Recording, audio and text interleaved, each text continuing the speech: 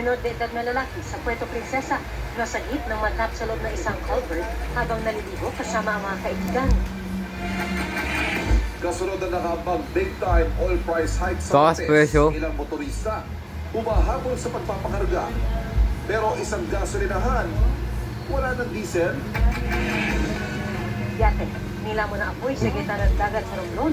4 na tripulante sinagip ng mga mangingisda. Senador Ping Lacson sinabing dapat umunang makulong si Senator Alan Peter Cayetano kaugnay sa mga umunoy ghost project sa Taguig. Cayetano itinanggi ang paratang at bumuelta kay Lacson. Senator Panglito Lacson, nakatingin ka sa Taguig, bakit? Ilang bahay sa Calamba, Laguna na damay sa pagbuho ng lupa. Tinangay pa ng rumaragasang baha. Lady cast members ng top-rated GMA primetime drama action series ng Master Cutter. Bida sa digital cover ng isang fashion and lifestyle magazine. This is our time. Nakisaya at mangharap Mamaya. sa kanilang Headlines. at album launch.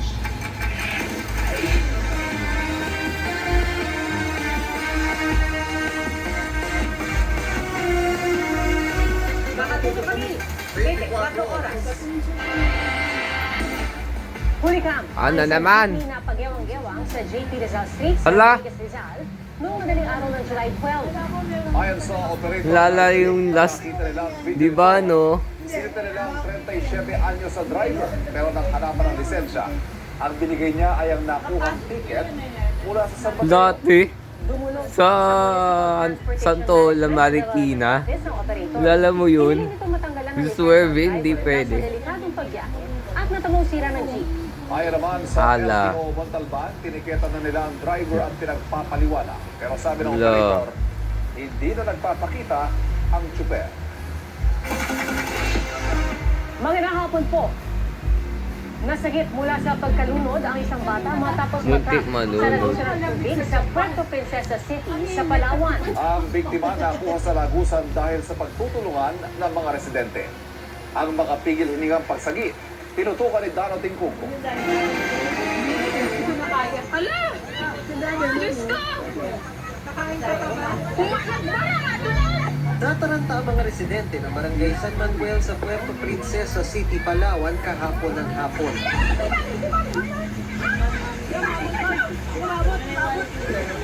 Pinagtutulungan nilang makuha ang isang batang na truck sa loob ng concrete culvert o lagusan ng tubig.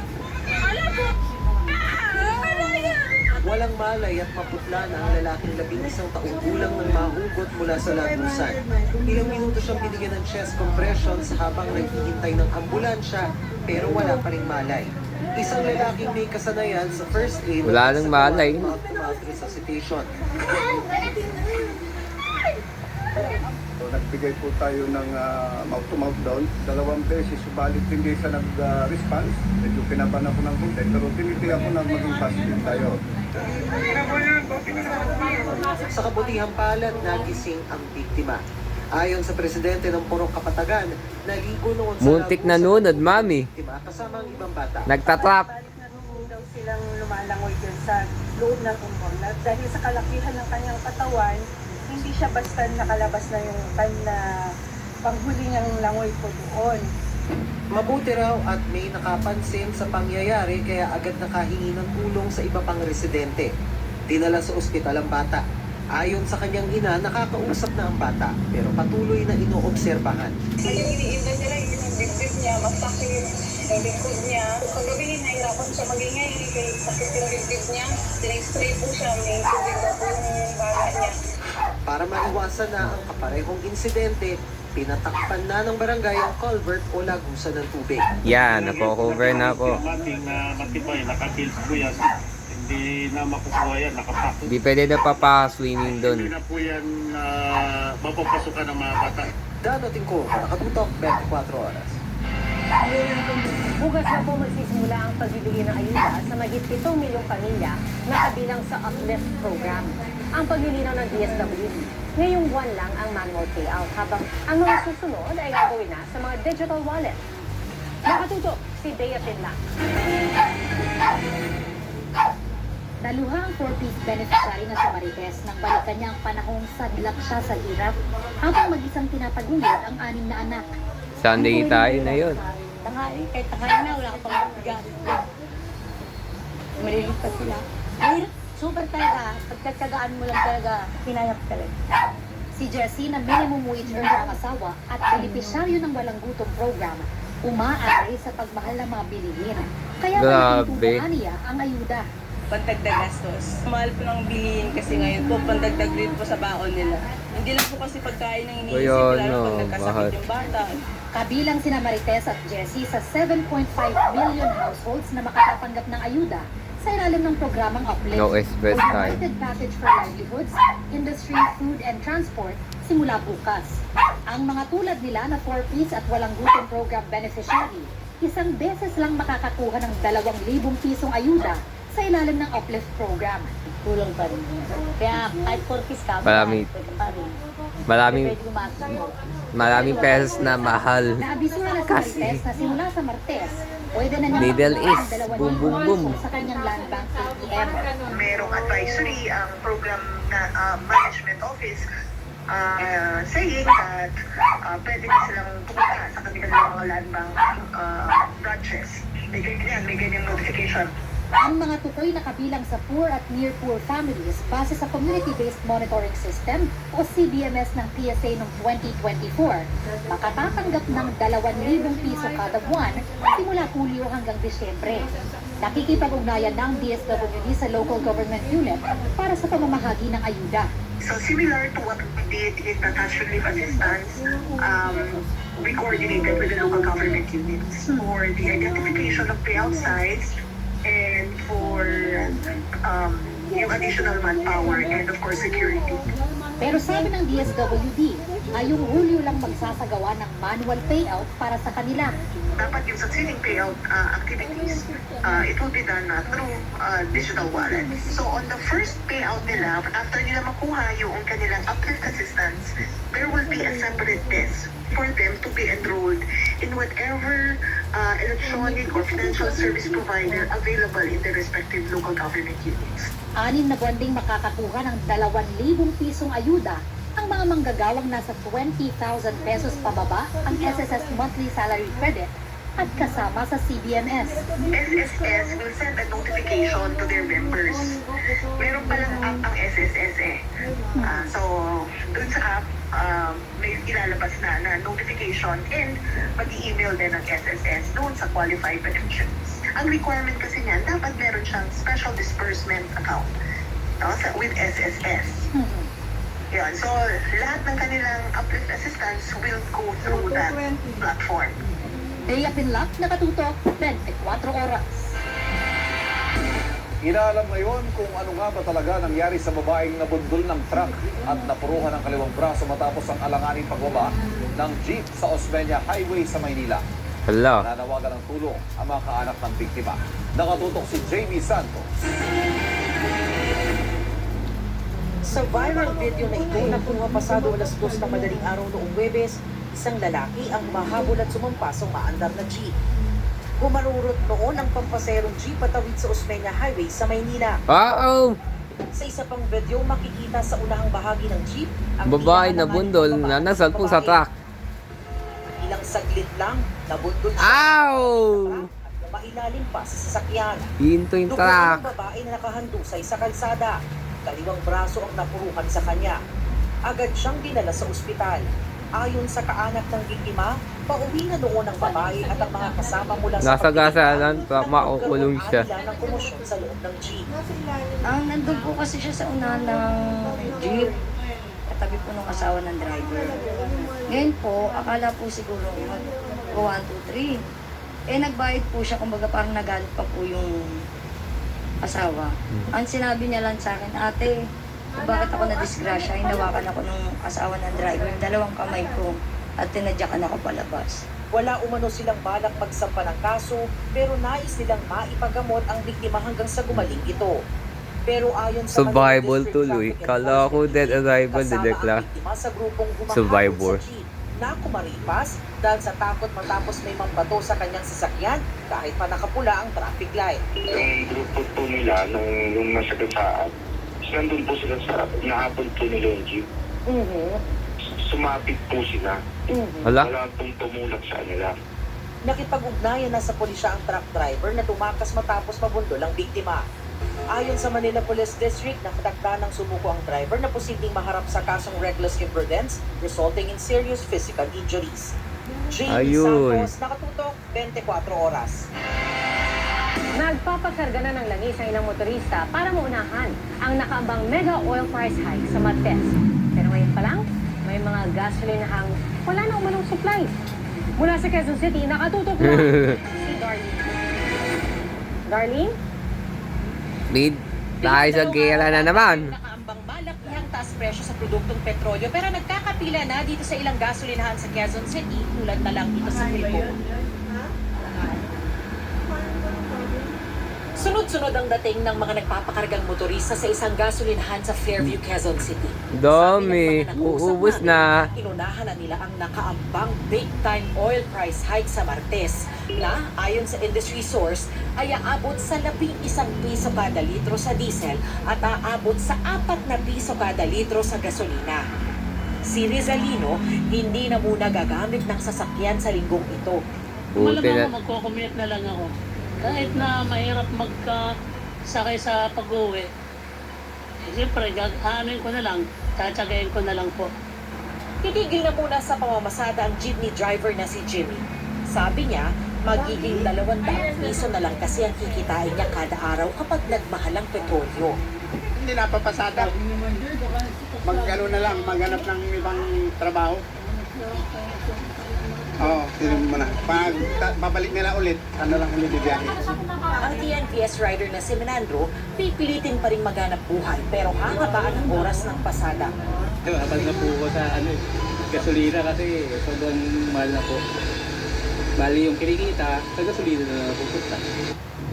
Pero ang gasolinahang ito sa North Fairview, wala na raw supply ng diesel ng puntahan namin kanina. Siguro mahal po siguro yung presyo pa po. Bigay po na supplier siguro. Kaya po hindi po nakapagkuha yung may-ari po. Nagkakasana ng tigil pasada ang transport group na Manibela para iprotesta ang muling pagsirit ng presyo ng petrolyo. Wala pong kasihan itong oil price hike na ito sa ngayon dahil yung binibenta po nila ay stock pa nila. Naniniwala tayo na stock pa po nila yan. Grabe naman, 10 Electric, buti na lang, nabili natin, no? Ang transport group na Altodap nananawagang aprubahan na Jenny ng News pamahalaan na ang pagkataon-naan nilang hinihingi na pisong dagdag sa pamasahe. Inire-recommenda na yan ng LTFRB sa DOTR. Isinulong yan noong unang maramdaman ng krisis sa langis itong Marso dahil sa gera sa Middle East. Pero sinuspindi ni Pangulong Bongbong Marcos bilang konsiderasyon sa mga commuter. Nagkaroon naman po ng increase yung mga ating mga sa labor. Sana naman po pagbigyan na rin kami dahil maawa naman po sana si tagalang-galang na presidente sa amin dahil unang-una talaga pong kami ang sinatamaan ng lubusan itong pagtaas ng ating diesel. Parang namamalimos kami. lubusan. Sakaling pagbigyan ng taas Jamie, pasahe, yun. hindi mo natitigil sa pagpasada si Rodel. Malaki tayo nakabanggi sa amin yun, sakali. Para sa Manibela, kulang ang pisong dagdag pasahe. Sigo siya rally. Mahal daw. Uubos kasi. March hanggang ngayon na losses po namin. Kaya sana mapakinggan. Ang ilang commuter umaaray. Siyempre po dagdag gastusin po sa mga commuter, lalo na yung mga minimum wager po. Mahirap. Bakit? Kasi mahirap ang buhay ngayon. Tapos magdadagdag pa sila ng pamasahe. Sobrang hirap ng buhay ngayon. Sinusubukan pa ng GMA News na hingin ang reaksyon ng DOTR, LTFRB at Malacanang ukol dito. Pero nauna nang sinabi ng LTFRB na tuloy pa rin na tinitignan nilang mapalawak pa ang Mahal gas, mami, oh. sa mga tsoper. Patuloy pa rin namin kinukunan ng Diba, Panginoon ma'am? Department of Energy. No. DOE. Kaya sa mga susunod na araw daw isa sa pinalag i-anunsyo ng transport group na Manibela yung kanilang ikinakasang tigil pasada. Yan ang latest mula rito sa Quezon City. Balik sa iyo, Pia. Maraming salamat. Okay, commercial break. Susunod, Yate sa Romblon, nasunog. Mga sakay nito, sinagip. Trust rating ni Pangulong Marcos bumaba ayon sa SWS survey. At empowered lady cast members ng Kapuso series na Master Cutter, palaban din sa digital cover ng isang fashion and lifestyle magazine. Tutok lang dito sa 24 Oras Weekend.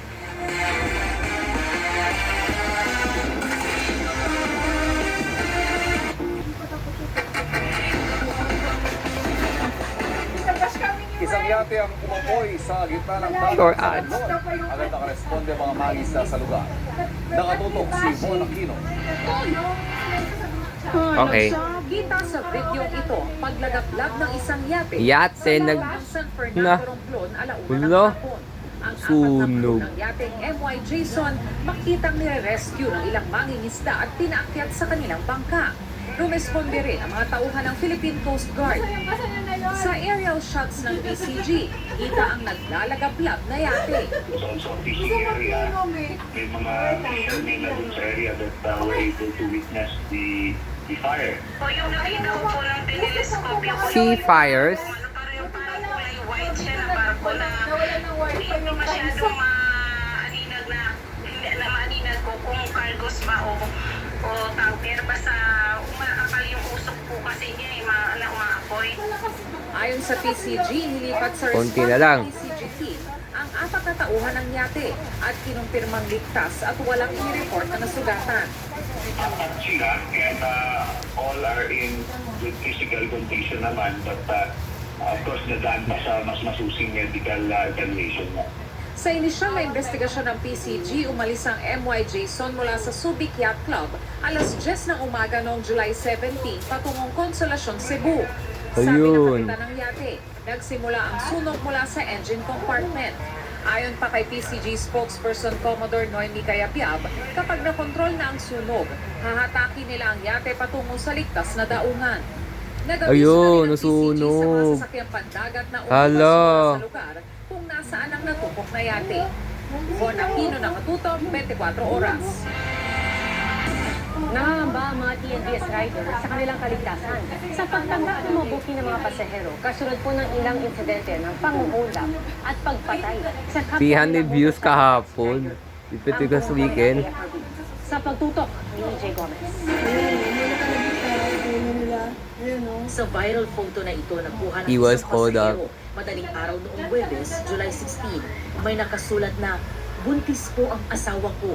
Huwag niyo po ako sanang saktan." Wow. Sabi ng uploader, Wow. hindi kailangang maglagay ng mensahe gaya nito ang sinuman para lang makauwi ng ligtas. At lalong Taas hindi gasolina, anya no? dapat natatakot ang sinuman na umalis para lang magtrabaho at mag-isip kung makababalik ba sila ng buhay No, sa what? kanilang pamilya.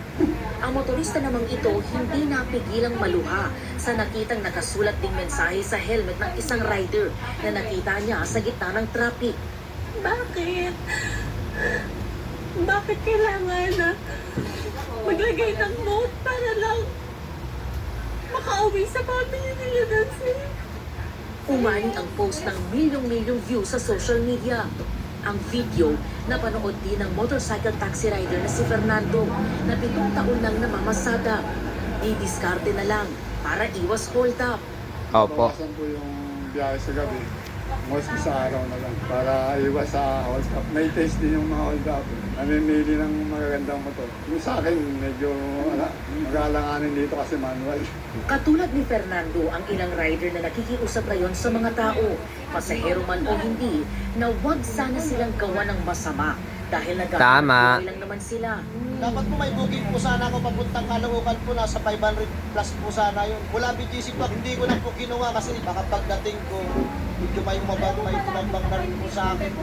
Kawawa naman po pamilya ko. Ito ang cellphone ko, hindi ko na nga pinapagod. Basag ang cellphone. Basag na to. Para pag No, buti hindi ako basag.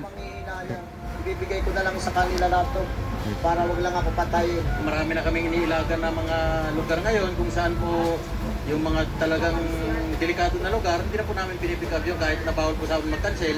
Doon na lang po kami sa medyo mga safe na lugar naman po. Sana yung mga magiging pasahero namin, sana naman po isaalang-alang nila rin yung buhay namin.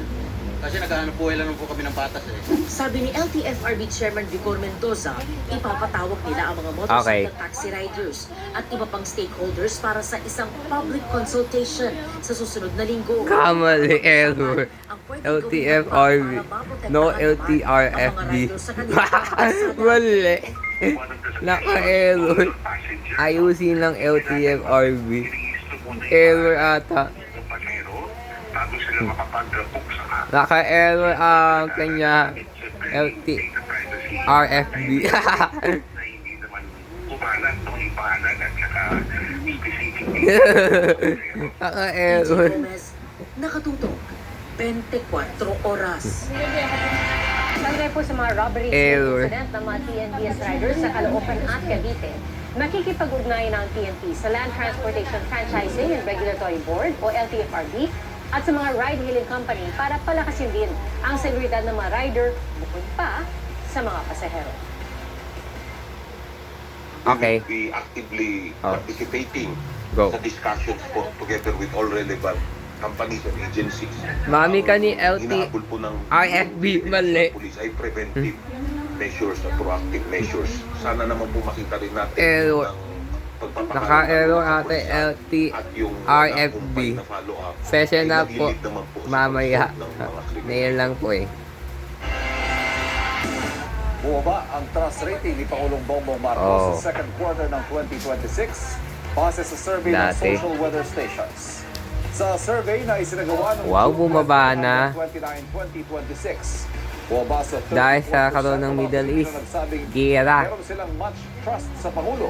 Mula yan sa 35% ng Marso. Dati. 45% naman ang nagsabing meron silang little trust sa Pangulo, habang 19% ang undecided. Napanatili ni Vice President Sara Duterte ang kanyang trust rating ngayong second quarter na 57%. 27% ang nagsabing may little trust sila sa PISE, habang 15% ang undecided. Kinomisyon ng Strat-based Group ang survey na ang resulta ay nilabas isang linggo bago ikalawang State of the Nation address ni Pangulong Marcos. Meron itong 1,200 respondents at error margin na ±3%. Huwag malagpasi. Wait, wait lang. Bahat at pagguguho. Ayan na, yung ulan na oh. This is our time. Mamaya. Nakisaya sa fans. At ang inspirasyon at motivation ng mga babaeng bida, ang Master Cutter. Tutula sa 24 oras weekend. Walang buo.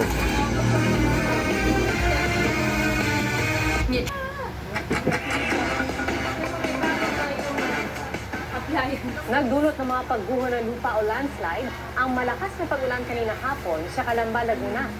May mga bahay na inano din kasama ang mga residente nito. Sa ngayon, hindi pa tiyak kung ilan ang mga residente inanod. Patuloy pa rin ang pag-respond at verification ng mga otoridad sa insidente. Wala pong low pressure area sa Philippine Area of Responsibility, pero dalawang weather systems ang nagpapaulan ngayon sa malaking bahagi ng bansa. Ayon sa Pag-asa, Southwest Monsoon o Habagat ang nagdadala ng maulap na panahon na may kalat-kalat na pag-ulan at thunderstorms ngayong araw sa Ilocos Region, Zambales at Bataan. Ganyan po sa Cordillera Administrative Region, Mimaropa, Western Visayas, Negros Island Region, Zamboanga Peninsula, Farm, Lanao del Norte, ilang bahagi ng Calabazon, Batanes, Babuyan Islands at Metro Manila. Localized thunderstorms naman ang nararanasan sa natitirang bahagi ng bansa. Sa rainfall forecast ng Metro Weather, posible ang light to moderate rains bukas na umaga sa coastal areas ng Zambales, Benguet at Ilocos Norte. Light to heavy rains naman ang posibleng maranasan sa Visayas, habang may chance ng light to intense rain sa Mindanao buong maghapon. Posible ring ulanin ang Metro Manila. Tumaas na ang presyo ng ilang gulay sa ilang pamilihan bunsod ng epekto ng tag-ulan. Sa Marikina Public Market, mas mahal na ang ilang gulay kaysa sa bantay presyo ng Department of Agriculture o DA sa ilang pamilihan may sa Metro Manila gulay. kahapon. Ang Pechay Bagyo halimbawa hanggang mahigit 30 What piso na yun? Taas presyo na. kumpara kahapon. Abot naman sa halos doble ay tinaas ang green bell pepper na nasa 300 hanggang 400 pesos ngayon. Nasa 250 hanggang 300 pesos naman ang red bell pepper. Ang iba pang gulay katulad ng talong, ampalaya, pulang sibuyas at carrots ay tumaas din ng 7 piso hanggang 13 piso ang presyo. Pangamba ng mga nagtitinda ng gulay, baka lalo pang tumumal ang kanilang benta dahil sa inaasahang pagtaas ang presyo ng langis. Sinusubukan pa ng GMA News na kunin ang panig ng DA. Itinanggi ng Chinese Foreign Ministry na gobyerno nila ang gumawa ng AI-generated video kung saan tila ikinumpara sa unggoy ang mga Pilipino. Bunsod pa ito ng video na itinost ng state newspaper na China Daily kung saan nakasuot ng barong at salakot ang isang unggoy. Hindi na nagbigay ng ibang komento tungkol dito si Chinese Foreign Ministry spokesperson Lin Jian.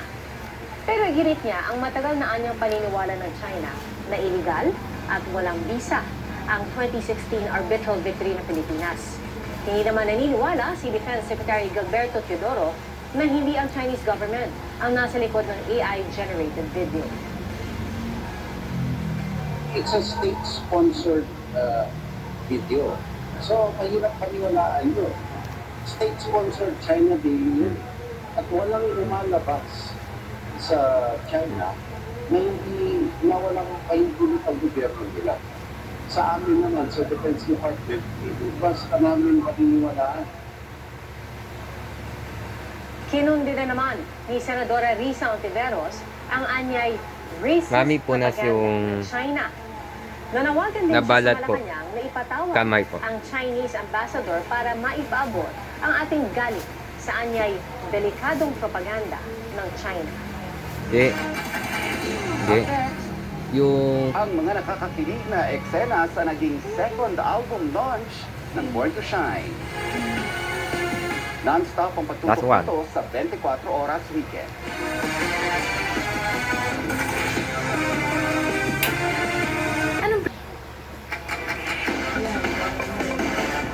Kasunod ng pagsabog ng Granada sa Sharif Agwak, Maguindanao del Sur kahapon, may grenade blast kahapon sa isang pala yun na ulit, no? sa Maguindanao del Norte.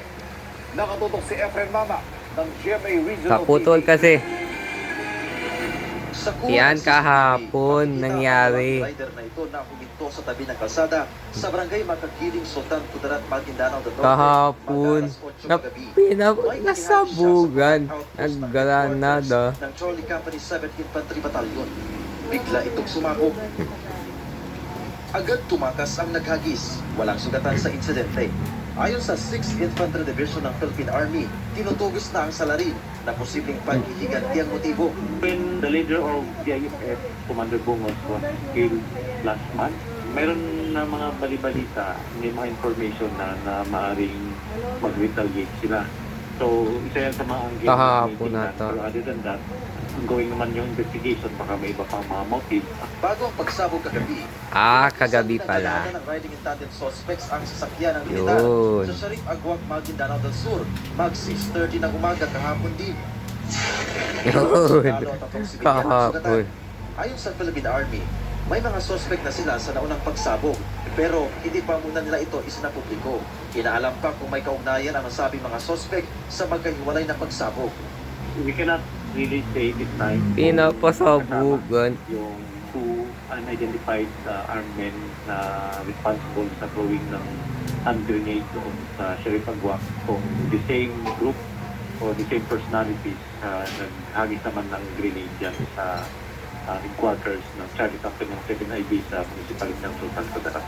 Nagpapatuloy ang pagpapatupad ng mahigpit na seguridad sa nasabing mga bayan sa gitna ng idaraos na parliamentary election sa Bangsamoro Autonomous Region in Muslim Mindanao sa So, September gaps now, 14. ha?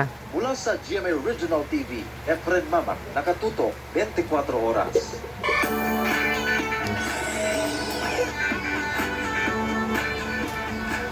Hindi mauubusan ng magagandang beach ang probinsya ng Cebu at hindi raw pahuhuli at nangangamote sa ganda ang Camotes Island. Pasyal po tayo dyan sa pagtutok ni Darlene Cat. Pagdating sa magagandang beaches, Cebu ang probinsya ng Cebu. From north to south, titik sa bukod tanging mga dalampasigan ng lalawigan. Isama mo na riyan ang Camotes Islands. Hindi raw nakakabote sa ganda ng mga tanawin at dami ng mga aktibidad sa kapulong ito ng Cebu malapit sa Leyte. Binubuo ito ng 4 na pulong, Pasihan, Coro, Ponson at Tulang. Dito nag-aksyon ng content creator na si Romel Nani.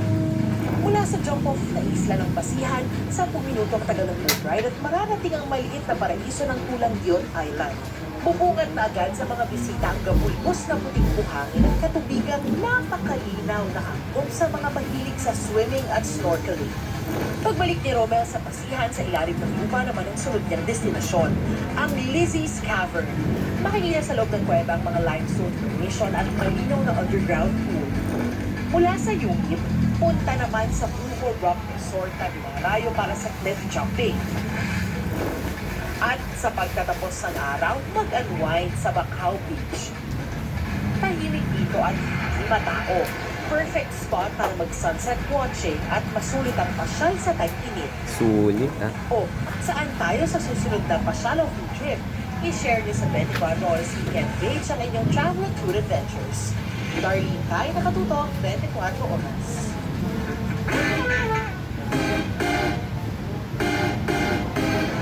Nagkangalit at tubig, umahampas sa mga bato sa gitna ng panayan na paligid. Ngayong kumakagat ang tag-init. Damhin ang adrenaline rush sa Cagayan de Oro. Hindi lang isa, hindi lang dalawa, kundi mahigit 10 rapids ang magpapakabog ng dibdib sa tinaguriang whitewater rafting capital ng bansa. Siyempre, safety first bago magpaagos. Ang mga sasali sa adventure iwas sa safety briefing, pagsusuot ng helmet at life vest na kasama na sa kanilang package. Sa isang raft, 6 na tao Iwas ang kasya. laglag. May kasama pang 2 guide na siyang iimon kung kailan sasagwan at paano haharapin ang mga malalakas na agos ng tubig. Matindihang kapit talaga ang kailangan. Ang doktor na si Kim, unang beses daw sinuong ang mga rapido ng CDO. Kinakabahan ako na na-excite kasi first time ko nga siya. Very exciting siya gawin. Tapos matitest talaga yung balance mo. Tapos sobrang saya lang niya, lalo na pag yung mga kaibigan mo nalalaglag. Pag nakaramdam na ng pagiging prentahin, pwedeng time out muna sa pagsagwan. Maaari rin naman mag-swimming sa mga bahaging mahinahon ang tubig para namnamin ang tanawin. Bukod sa thrill, bonus pa ang tanawin ng lumpiang kabundukan at malinis na tubig ng Cagayan de Oro River. Water rafting is very recommended ko talaga, lalo na sa mga hindi pa naka-experience. Well, ako uulitin ko siya if given the chance eh. Sana tayo sa susunod na pasyal o food trip. I-share nyo na yan sa 24 Oras Weekend page ang inyong travel at food adventures. Ako po si JP Sorian, nakatutok 24 Oras.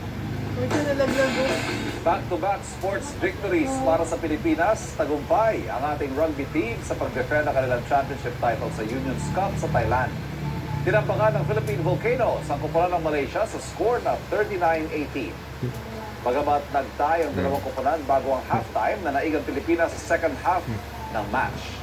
Matatandaan ang Philippine Volcanoes din ang nagkampiyon noong nakaraang taon matapos talunin ng pambato ng Thailand sa championship match sa Taiwan.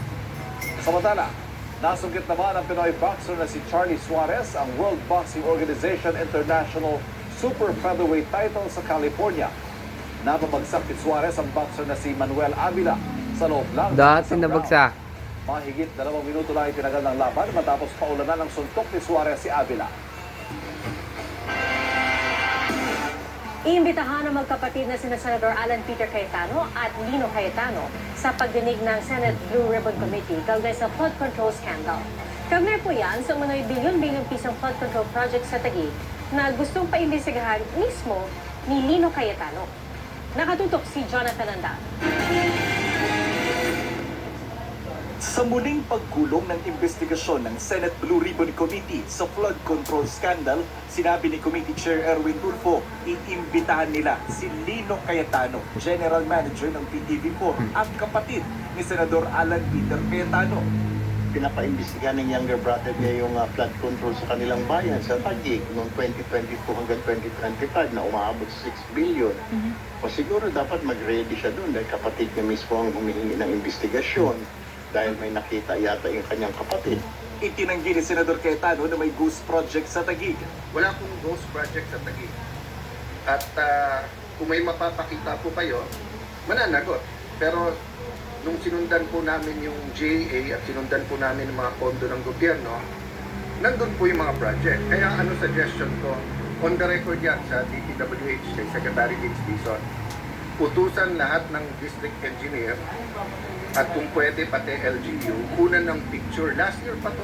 Kinwestiyon din ni Cayetano ang yaman sa salin ni Tulfo. Tugon ni Tulfo, wala siyang itinatago at wala ring problema kung imbestigahan siya ng AMLAC o Anti-Money Laundering Council. May real estate ako, meron ako consultancy, tapos meron akong mga business. Eh siya, saan kaya nakuha niya ng galing? Huwag niya sabihin private practice. Bago ka magtingin sa dumi ng mukha ng iba, tingnan mo muna yung sarili. Kinwestiyon din ni Cayetano ang anil pagdoble ng yaman ni Senator Ping Lacson sa pagitan ng 2022 at 2025. Panahong wala ito sa gobyerno. Kay Senator Lacson, di ba? Ano yung actual, I didn't really pay that much attention, pero parang dumoble yung kanyang salin, tapos sinabi niya sa negosyo. Kinwestiyon din niya ang campaign funds noon ni Lacson. Kilala ko rin naman yung mga nagbibigay sa'yo pag eleksyon eh. Di mo naman dineclare, di ba? O, so blunder din ba yun? Sa isang post sa X, sinabi ni Lacson, sumobra na si Cayetano nang atakihin ito ang pinakaiingatan ng integridad. Anya, hindi dumoble kundi lumaki ng 4 na beses ang net worth niya sa 3 taong wala siya sa gobyerno dahil sa kanyang mga lehitimong negosyo na makikita sa kanyang ITR. Di raw tulad ni Cayetano na may budget insertion na 6.79 billion pesos sa 2025 General Appropriations Act. May 2 proyekto umano na nagkakahalaga ng 75 million pesos ang hindi na ipatupad. Dagdag niya tumanggap din si Cayetano ng 25% kickback sa mga slope protection at iba pang infrastructure projects. Puwelta ni Lacson, nagbibilang na siya ng mga informante at testigong anyay handang magbigay ng ebidensya para may kalagyan si Cayetano sa New Quezon City Jail sa Payatas, kung saan nakakulong ngayon ang mga sinasangkot sa flood control scandal. Senator Panglito Lacson, nakatingin ka sa Taguig. Bakit? Boto kasi sa impeachment laban kay Vice President Sara ang talagang pinagkakaabalan mo. Jonathan Andal, nakatutok 24 oras.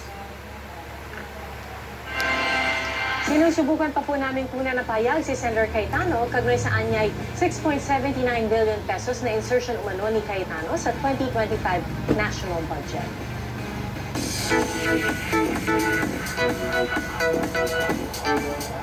Nagpakilig ang cast ng Born to Shine sa kanilang mall show kung saan nangharana din sila kasabay ng kanilang second album launch. Makichika tayo kay Aubrey Carampel. Dinagsa ng viewmates at mga kapuso ang mall show at second album launch ng Born to Shine sa isang mall sa Muntinlupa kahapon. Personal na napanood ng fans ang live performance ng Yumi na binubuo ni Zephanie, Olive May, Naya Andy, Gea Mesha at Mitzi Josh. Nakisabay pa sa kanila ang little viewmates na naka-outfit din ala Yumi. Kabilang naman sa pinerform ng girl group ang kanilang new song na included sa kanilang second album na Ikaw ang Dahilan. Sobrang puno lang po talaga kami ng pasasalamat. Hindi lang sa mga taong susuporta pero sa lahat ng mga taong nasa likod din ng Born to Shine na nagtiwala at talagang nag-open ng doors para sa amin lahat. And we're just really happy. Na-enjoy po namin lahat ng to. Very grateful po ako na tayo po pumunta kasi malayo po yung venue eh. Meron po alam ko mga taga-QC na dumayo talaga from here. I'm very grateful po ako and happy. Kumanta rin si Nate Michael Sager. Excited daw talaga sila for their second album na ang mga kanta ay nababagay din sa kanilang mga karakter sa musical drama series. Ako naman, paborito ko talaga yung recent song ko. Paano ko ba sasabihin? I feel like it's a song that the Gen Zs or everybody can relate to. Something about telling your feelings. Hindi ko alam kung paano siya sasabihin, di ba? Pauboy tayo na lang muna. And sweet duet din si Olive May and Kobe Brown na gumaganap as Megan and JC sa serye. Naging mas masaya pa ang hapon dahil nag-perform din ng ibang Born to Shine members. Gaya ng mga OG diva na sina Rosel Nava, Tina Paner, Manilyn Reyes at Vina Morales. Naroon din sina Mix Cuaderno, Ralph Miaco, AJ Oteiza, Dan Cruz at Smokey Manaloto. Aubrey Carampel, updated sa showbiz sa Binix. At yan po ang mga balita ngayong weekend. Session Ako na po si po. PR Kangel. Ako po si Sorry Ivan na Medina. lang. Ito ang GMA News. Walang kinikilingan, walang pinoprotektahan. Noon at ngayon, serbisyong totoo. At dahil hindi natutulog ang balita, Nakatutok kami 24 oras.